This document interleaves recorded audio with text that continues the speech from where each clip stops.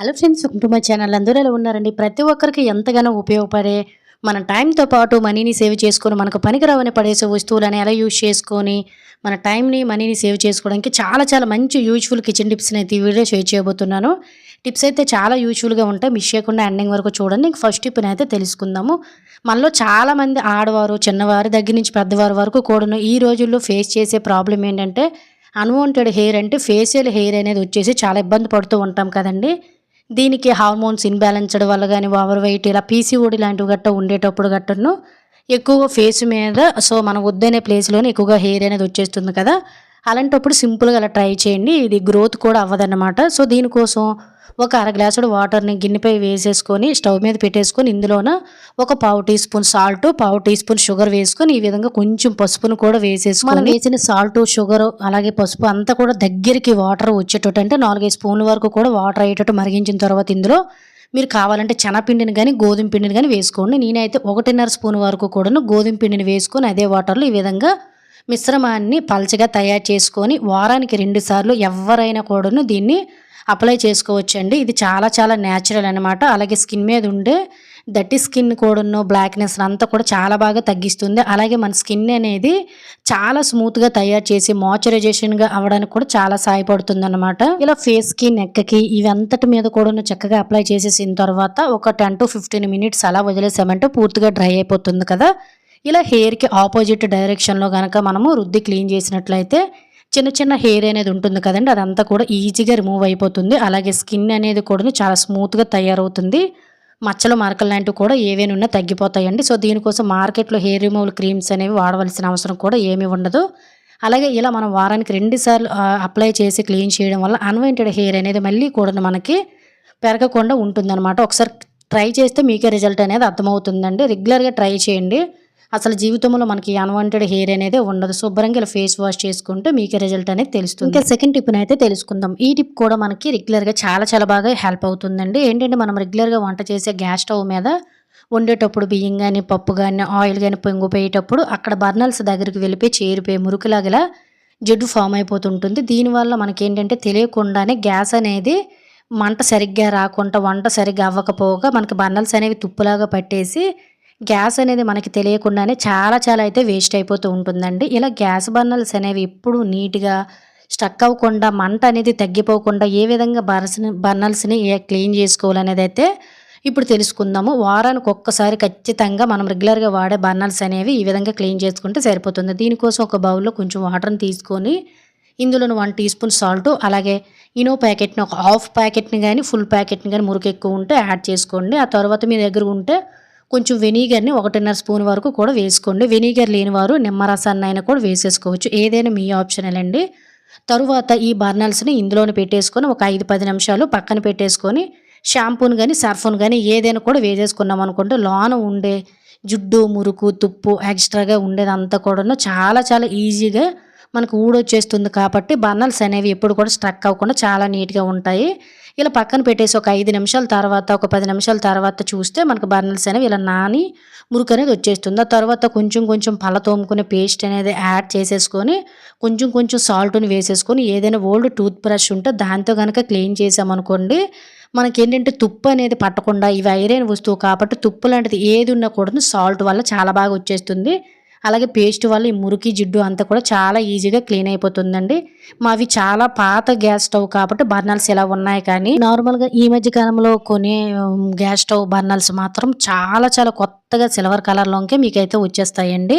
ఇలా శుభ్రంగా క్లీన్ చేసేసిన తరువాత ఏదైనా పిన్నేస్‌తో గాని, టూత్ పిక్ పుల్లతో గాని, ఈన పుల్లతో గాని లోన జిడ్డు ఎక్కడెక్కడైతే ఫామ్ అయిందో ఆ ప్లేస్‌లో గనక మీరు కొంచెం కొంచెము ఇలా క్లీన్ చేసేసారనుకోండి, బర్నర్స్ అనేవి చూసారు కదా ఎంత మురుకనేది వచ్చేసిందో, చాలా చాలా శుభ్రంగా ఉంటాయండి. ఖచ్చితంగా వారానికి ఒకసారి మనం రెగ్యులర్‌గా వాడే గ్యాస్ స్టవ్ బర్నర్స్‌ని స్టవ్‌ని ఇలా క్లీన్ చేసుకుంటే సరిపోతుంది.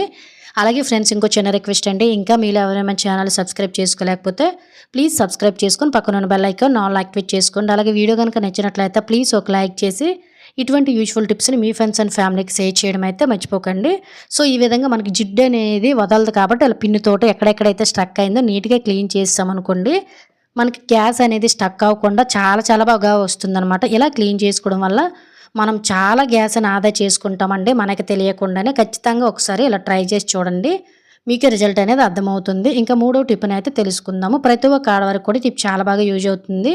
మనలో చాలామంది హీల్స్ అనేవి రెగ్యులర్‌గా వాడుతూ ఉంటారు కదా! ఒక్కొక్కసారి హీల్స్ అనేవి వాడేసిన తర్వాత కొంచెం అరుగుదల అనేది అయిపోయి, లేదంటే కొత్త చెప్పులైనా కూడాను కొన్ని కొన్ని ప్లేసుల్లోన నడుస్తూ ఉండేటప్పుడు జారిపోతూ ఉంటాయి కదండీ! ఒక్కొక్కసారి మనకి షేమ్‌గా అనిపిస్తుంది. అలాగే జారిపోయి పడిపోయామంటే మనకు దెబ్బలు తగే ఛాన్స్ ఉంటుంది కాబట్టి చెప్పుల్ని ఈ విధంగా మనం చక్కగా బ్యాక్ సైడ్ ఎక్కడైతే మనకి జారిపోతుంది అనుకుంటామంటే ముఖ్యంగా ఈ ప్లేస్‌లో మనకి జారిపోతుంది కదా!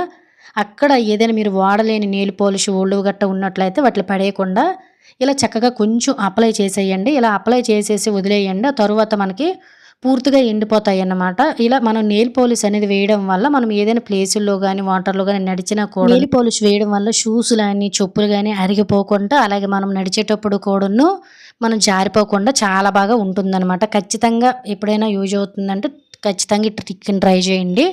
ఇంకా నెక్స్ట్ టిప్‌నైతే తెలుసుకుందాం. వారానికి ఒక్కసారైనా కూడాను మన ఇంట్లో ఫ్రిడ్జ్ వాడుతాం కదా! ఇలా ఫేస్ చేస్తూనే ఉంటామండి. ఏదైనా ఫిష్ లాంటివి, చికెన్ లాంటివి గట్రా డీప్ ఫ్రిడ్జ్‌లో పెట్టేసామంటే ఈ విధంగా గడ్డ కట్టేసి వాటిని తీయాలంటే మనం చాలా శ్రమ పడవలసి ఉంటుంది. కొంతమంది చాకులు లాంటివి, స్పూన్లు లాంటివి షార్ప్‌గా ఉండేవి పెట్టేస్తూ ఉంటారు.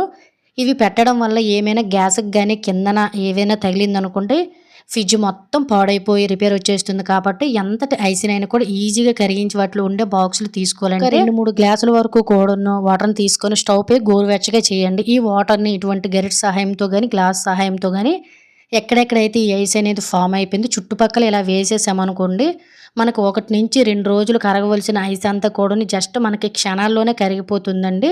ఎప్పుడైనా ఎక్కువ ఐస్ ఫామ్ అయిపోయేటప్పుడు కూడాను మనం పక్కన బటన్ అనేది ప్రెస్ చేస్తాం కదా! ఇది ప్రెస్ చేసిన కూడాను మాకైతే 1.5 రోజు వరకు ఈ ఐస్ కరగడానికి ఇబ్బంది పడుతూ ఉంటామండి. అలాగే ఈ ఫ్రిడ్జ్ అంతా కంగాలైపోతుంది కాబట్టి సింపుల్‌గా ఐస్ ఫామ్ అయిపోయేటప్పుడు నేను ఇలా కొంచెం వేడి నీళ్ళు వేసేసి అలా వదిలేస్తే జస్ట్ 3, 4 నిమిషాల్లోనే మనకి డీప్ ఫ్రిడ్జ్ అంతా కూడాను ఇలా చాలా చాలా నీట్‌గా తయారైపోతుందనమాట. దీనివల్ల శ్రమ తగ్గుతుంది. టైం కూడా సేవ్ అవుతుంది. ఖచ్చితంగా ట్రై చేయండి ఈ చిట్కాని. ఇంకా ఐదో టిప్‌నైతే తెలుసుకుందామండి. మనలో చాలామంది ఆడవారైనా, మగవారైనా కూడాను ఇలా ఫేస్ చేస్తూనే ఉంటారు కదండీ! మనం కాలుని ఎంత క్లీన్‌గా ఉంచుకున్నా కూడాను ఏదో పులుసు బారిపోయేటట్టు కూడాను చాలా అసహ్యంగా తెల్లగా కనిపిస్తుంది. అలాగే ఇంట్లో మనం ఎక్కువగా పనులు చేస్తూ ఉంటాం కదా! ఆడవారమి పగుళ్ళు లాంటివి గట్టా వచ్చేసి చాలా ఇబ్బంది పడుతూ ఉంటాం కదా! ఇలా పగుళ్ళు లేకుండా కాలు అనేవి ఎప్పుడు కూడా మాయిశ్చరైజ్డ్‌గా చాలా నీట్‌గా ఉండాలంటే సింపుల్‌గా ఇలా చిన్న హోమ్ రెమెడీనైతే ట్రై చేయండి.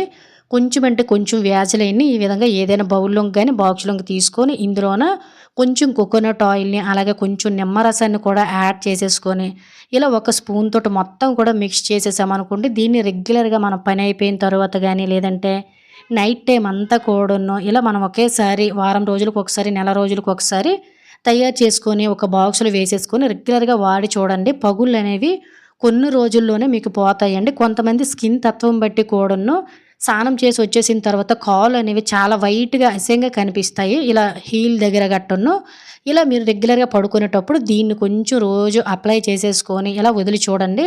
వారం 10 రోజుల్లోనే మీకైతే కాళ్ళు పగుళ్ళనేవి తగ్గిపోయి, ఈ తెల్లగా వచ్చి పొలుసు లాంటివి కూడాను పోతాయనమాట. కాళ్ళు అనేవి ఎప్పుడు కూడా చాలా నీట్‌గా, అందంగా, మాయిశ్చరైజేషన్‌గా ఉంటాయి.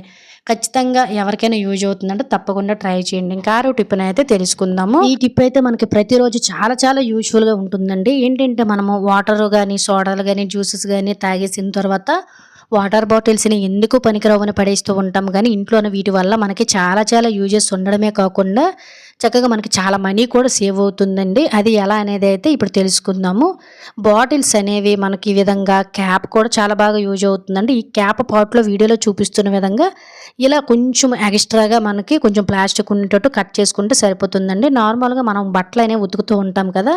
ఇలా బట్టలనేవి ఉతికేటప్పుడు క్లిప్పులనేవి బట్టలకు సరిపడా అయితే ఉండవు కదండీ! అలా గాలి వేసేటప్పుడు కూడాను బట్టలు మనకి ఎగిరిపోతూ ఉంటాయి కాబట్టి వీటిని మనం బట్టలకు పెట్టుకునే క్లిప్స్ లాగా అయితే చాలా బాగా యూజ్ చేసుకోవచ్చనమాట. వీడియోలో చూపిస్తున్న విధంగా ఇలా మనకి ప్రతిసారి కూడా ఇంట్లో వాటర్ బాటిల్స్ వస్తాయి కదండీ! వాటిని పడేసే ముందల ఈ విధంగా హెడ్ దగ్గర కట్ చేసేసుకొని వదిలేసామంటే మనకి ఇంట్లోన చాలా చాలా క్లిప్స్ అనేవి రెడీ అయిపోతాయండి. దీనికోసం మనము బట్టల క్లిప్పులు కొనవలసిన అవసరం లేదు. ఖచ్చితంగా ఈ ట్రిక్ తెలిసిన తర్వాత ఇలా నేనైతే ఒక 3 ముందైతే చూసి చూపిస్తున్నానండి. నేను ఎప్పుడు కూడా ఇలానే ఏవైనా బట్టలు ఆరబెట్టుకోవాలనుకునేటప్పుడు సింపుల్ వీటిని వాడితే సరిపోతుంది.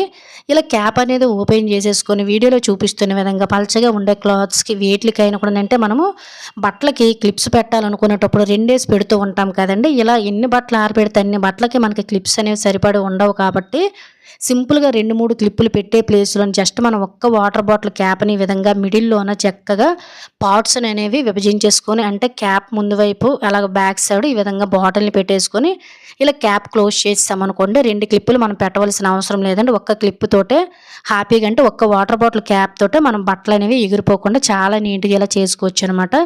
దీనివల్ల మన ఇంట్లోన వేస్టేజ్ అనేది తగ్గుతుంది. అలాగే క్లిప్పులు కొనే పని కూడా ఉండదు. మన టైంతో పాటు మనీని కూడా సేవ్ చేసుకోవచ్చు. ఎంత గాలి వేసినా కూడాను బట్టలనేవి ఎగిరిపోకుండా అలా స్టిఫ్‌గానే ఉంటాయన్నమాట. దీనివల్ల మనకి ఇంట్లోని క్లిప్పులు వాడవలసిన అవసరం కూడా ఉండదు.